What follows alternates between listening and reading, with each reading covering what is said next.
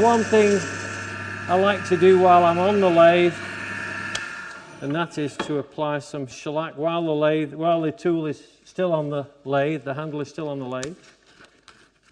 So I've just got some shellac here. Nice thing about shellac is you can apply it when the lathe is running, like this.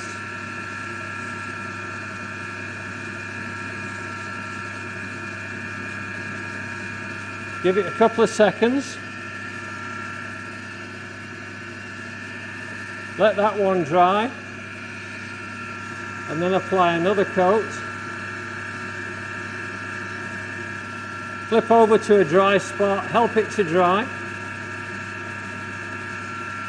Like that, it's feeling dry. Another coat. Leave it on.